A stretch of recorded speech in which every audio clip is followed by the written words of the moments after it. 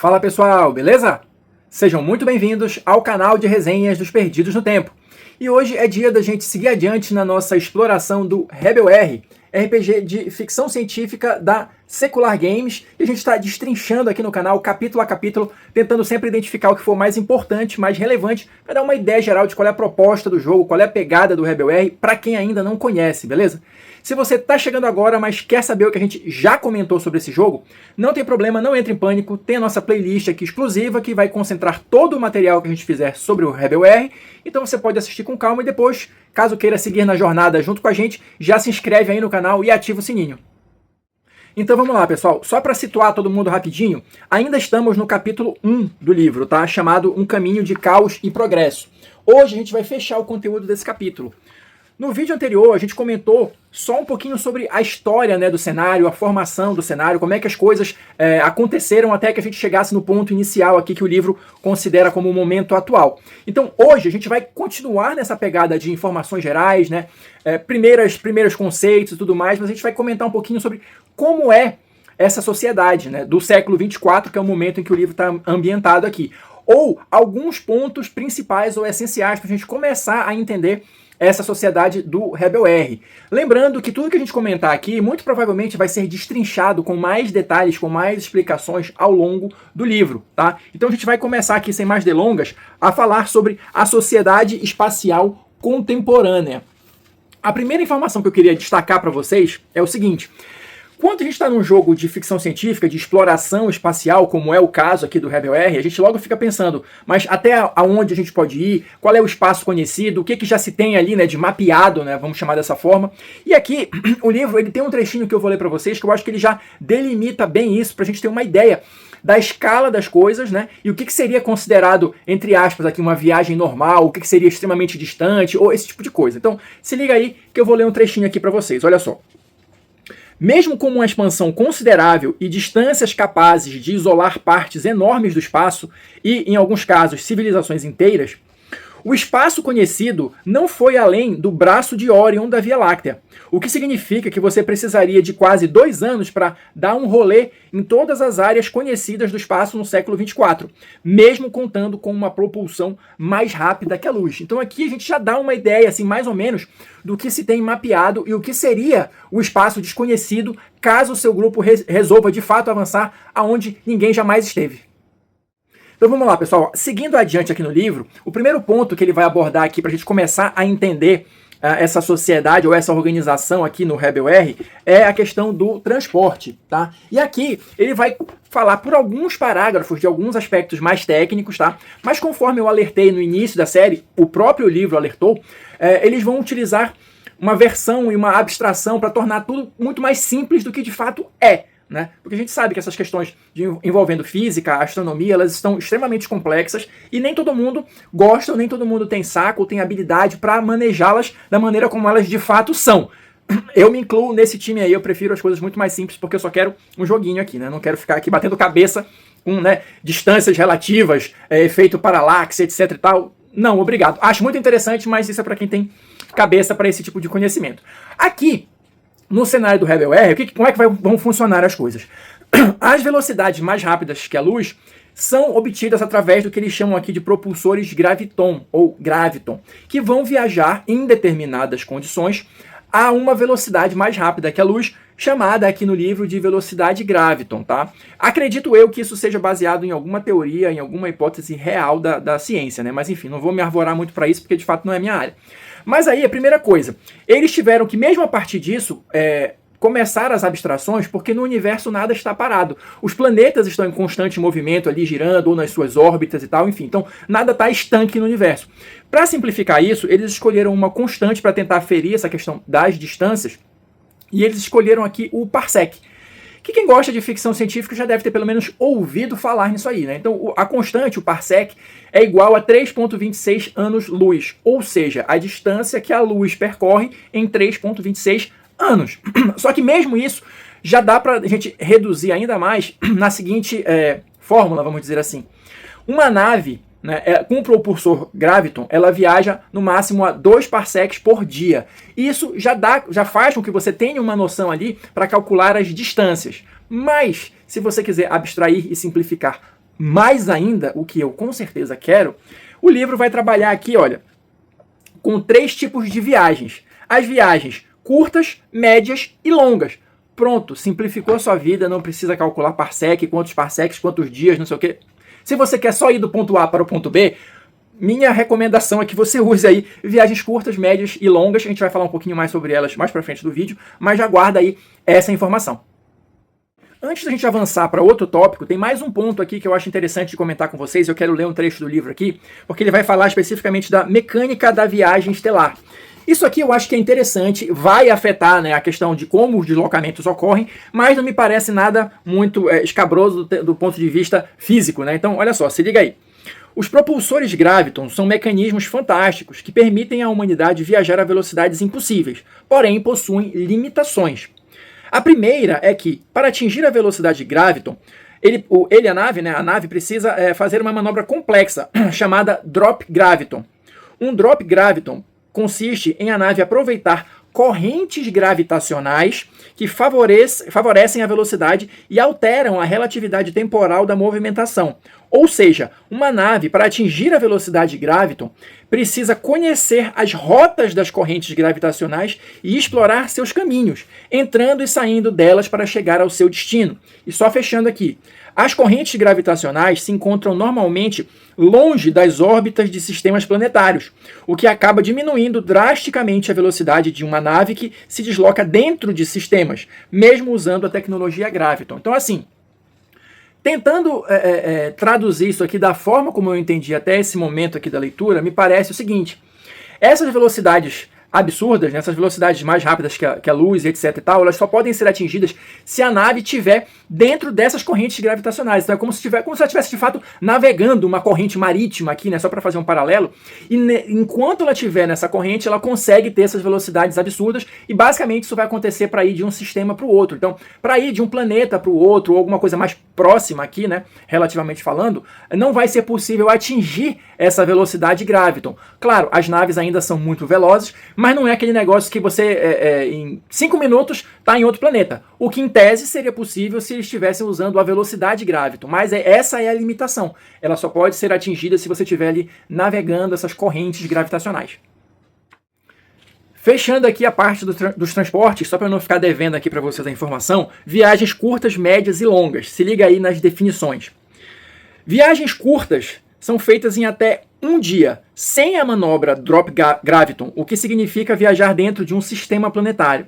Viagens médias demoram poucos dias usando a velocidade Drop Graviton. E viagens longas, que demoram semanas, vão usar a Drop Graviton, vão usar essa velocidade, a manobra e a velocidade.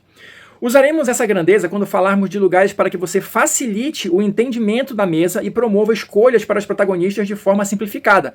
Esses temas serão detalhados no capítulo sobre naves estelares. Então, como eu disse no início do vídeo, aqui a gente vai ter só as primeiras informações, as informações gerais sobre esses pontos todos, mas isso vai ser melhor explicado, melhor detalhado num capítulo específico mais na frente do livro.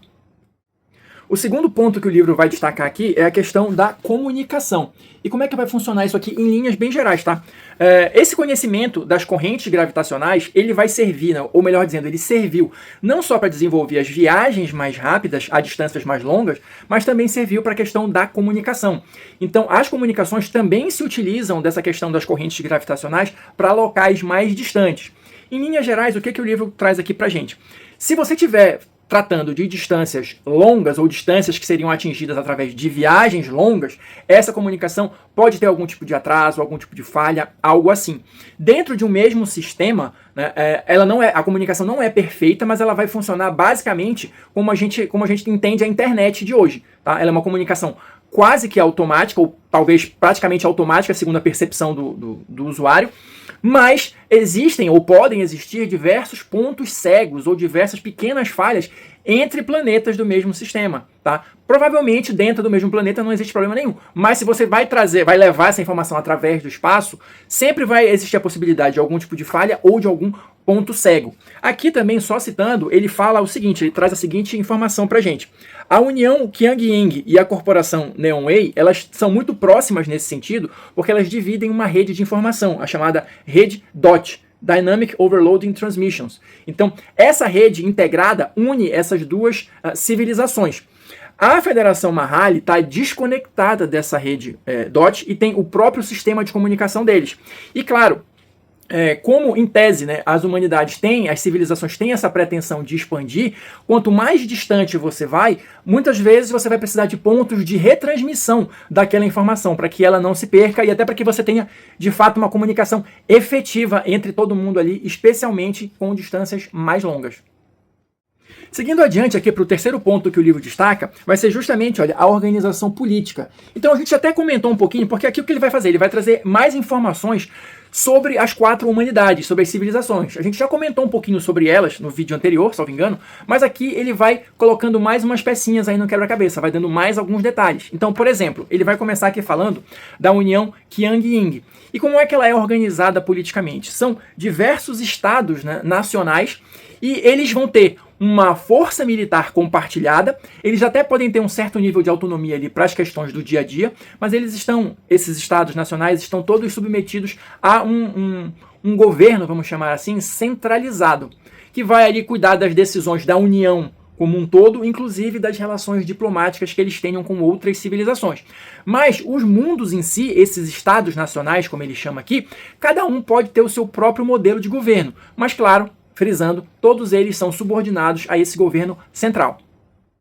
Em relação à Neonway, a corporação Neonway, é aquele esquema, né? Ela é dirigida, ela é comandada por um conselho de diretores, né? Que, como a gente comentou no vídeo anterior, é formado pelos herdeiros, né? Pelos descendentes daqueles trilionários originais ali que deixaram a Terra e acabaram formando a corporação Neonway. O livro diz que para quem vive nos mundos, né, da corporação Neonway, tudo é precificado, tudo é medido através do crédito, quanto crédito você tem, o que você pode fazer para conseguir crédito. Então, assim, a lógica deles é mais ou menos essa. Eu quero ler só um trechinho aqui do livro, que eu acho que também dá uma visão geral interessante. Olha só. O controle e influência política da Neonway se dá por sua eficiência em criar produtos, serviços e oportunidades para uma demanda sempre em expansão de seus próprios domínios e daqueles com quem estabelece comércio. Ou seja, tudo é movido através dos créditos, do dinheiro, da influência das relações comerciais. No caso da Federação Mahali, a terceira civilização aqui que o livro vai destacar, como é que as coisas funcionam? Eles são organizados através de uma grande federação, como o próprio nome já indica, mas essa federação é formada por diversas tribos, diversos conselhos que englobam inclusive civilizações alienígenas. A gente já comentou um pouquinho sobre isso. E na verdade, esses pequenos conselhos, eles vão de tempos em tempos eleger um grande conselho que é quem vai determinar os rumos da Federação Mahali como um todo. Então a organização política deles é basicamente essa. E só para a gente fechar essa parte, em relação à questão das repúblicas alfa, só relembrando aqui, eles não têm qualquer tipo de relação diplomática com nenhuma dessas outras civilizações, justamente porque eles consideram todos traidores, porque eles têm, em maior ou menor grau, algum tipo de contato com civilizações alienígenas. E para a República Alfa, isso é alta traição, tanto que eles consideram apenas os cidadãos da República Alfa como os verdadeiros humanos. Fora isso, e justamente porque eles não têm tanto relacionamento assim, existem poucas informações a respeito da organização política deles. A gente só sabe que são governos meio que fragmentados, geralmente voltados para uma lógica mais extremista, enfim, mais fundamentalista. Basicamente é isso, mas as informações sobre a República Alfa são escassas. Seguindo adiante, o livro também destaca, olha, a questão de lei e ordem. Basicamente, como é que funciona isso em cada local. Na União Qiang-Ying, existem, né? Cada mundo vai ter a sua própria manutenção da lei, vamos dizer assim, né? E os costumes e leis podem variar bastante entre um mundo e outro.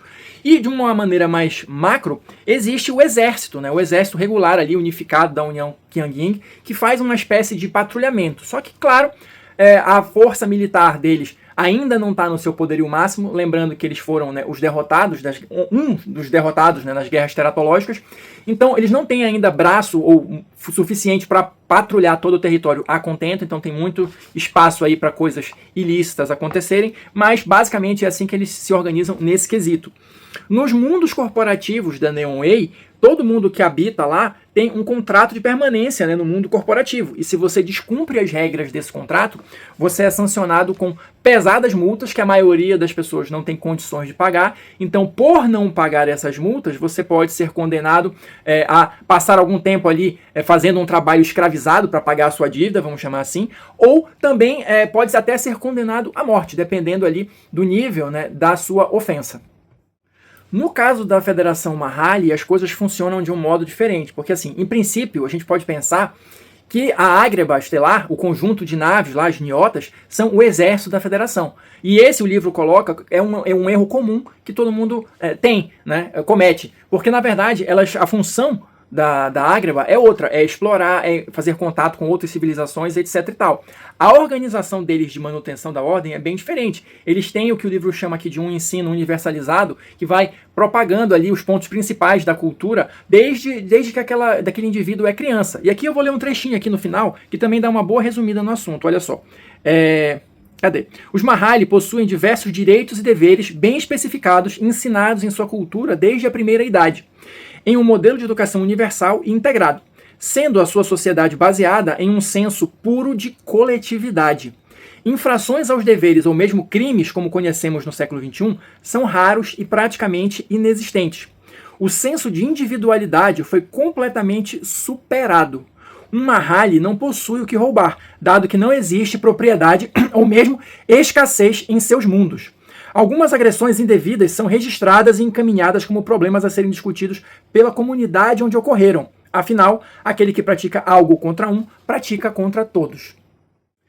E já encaminhando aqui para fechar o conteúdo desse vídeo, o último ponto que o livro vai abordar aqui são as tecnologias do dia a dia. O que a gente tem ali de mais comum, né? Para a gente também ter uma visão geral de como é que é essa sociedade. Bom, primeiro o livro estabelece que as naves, né, as naves capazes, né, de atingir, de ter esses propulsores graviton, de atingirem as velocidades graviton, são o ápice da tecnologia nesse momento, tá? Elas são o que de mais avançado a humanidade conseguiu produzir.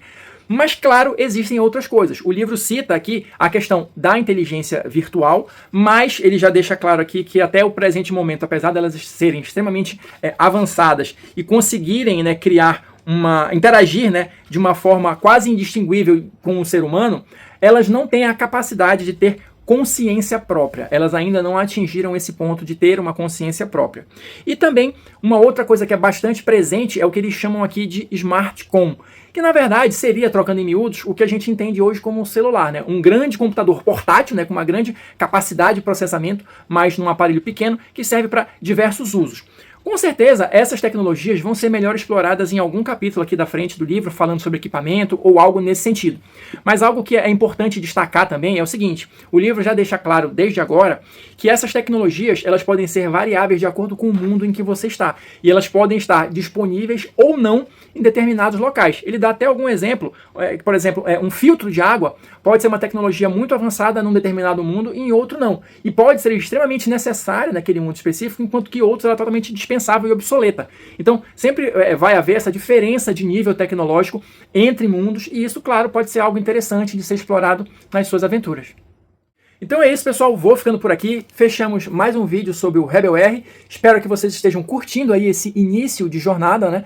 Quem assistiu o vídeo até agora, muito obrigado. Deixa aí o seu like, seu comentário pra gente continuar batendo papo e a gente se vê na próxima resenha.